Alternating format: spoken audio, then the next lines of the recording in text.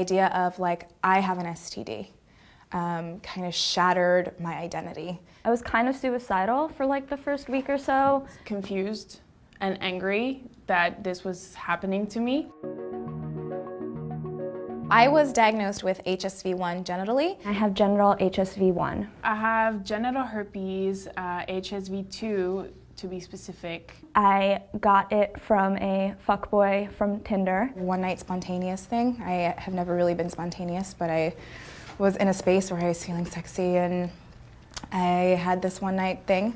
And then I had an outbreak. It was pretty hard to miss because the first outbreak of herpes is pretty, like you feel it. I carry myself in a way. I had this idea of who I was, and having an STD did not match with it. So it was sort of like, who am I now? I was just like really confused as to why this was happening to me because I knew that I didn't associate or I didn't relate to the behaviors that are associated with genital herpes. How am I ever going to date anyone again? How am I ever going to have sex with anyone again? If you look at, movies, a lot of people, like the go-to joke is usually, someone that has herpes. Like, what happens in Vegas stays in Vegas. It's specifically shaming sex workers who are typically women. If you are a woman and you express yourself as a sexual being, there's even more of a stigma. At the time of my diagnosis, it was, if anyone ever finds out about this, I don't know what I will do. It was that one thing that you hide that no one can know.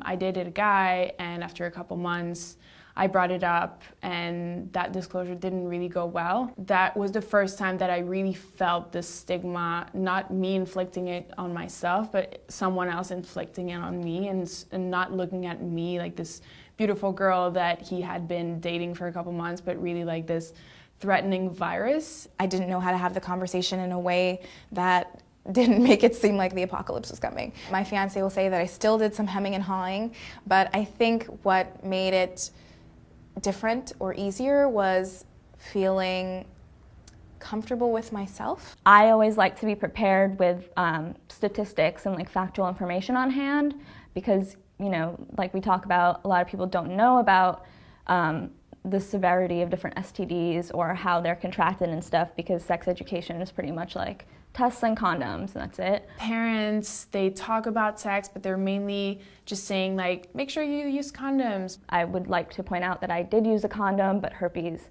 is not entirely preventable with a condom. It says so in the little condom handbooks. I've done nothing differently than someone who is STD negative.